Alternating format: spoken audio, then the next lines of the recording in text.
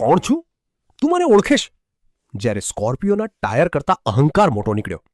જેતપુરના Pithadiya toll plaza પર હાલમાં જ એક એવો એક્શન પેક્ડ ડ્રામા જોવા મળ્યો જે જોઈને સાઉથની ફિલ્મોના ડાયરેક્ટર પણ વિચારમાં પડી જાય. ઘટના કંઈક એવી હતી કે એક ભાઈ પોતાની શાનદાર સ્કોર્પિયો લઈને રાજકોટ તરફ જઈ રહ્યા હતા.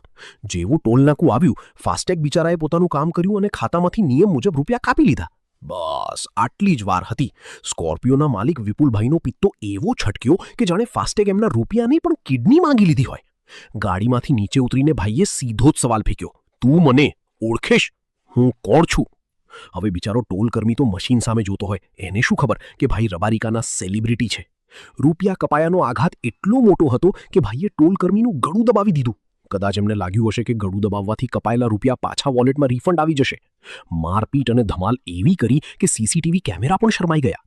પણ વીરપુર પોલીસને જ્યારે આ દાદાગીરીની ખબર પડી ત્યારે તેમણે વિપુલભાઈને પકડીને એવું રિકન્સ્ટ્રક્શન કરાવ્યું કે ભાઈને પોતાની સાચી ઓળખ યાદ આવી ગઈ. પંચનામું થયું અને કાયદાના ફાસ્ટેગમાં ભાઈ એવા ફસાયા કે હવે દાદાગીરીનું રિચાર્જ ખતમ થઈ ગયું છે. એટલે હવે નિયમ પ્રમાણે રૂપિયા કપાય તો શાંતિ રાખવી, બાકી જો દાદાગીરી કરવા જશો તો પોલીસ એવું પંચનામું કરશે કે પછી હું કોણ છું એવો સવાલ પૂછવા જેવી હાલત નહીં રહે.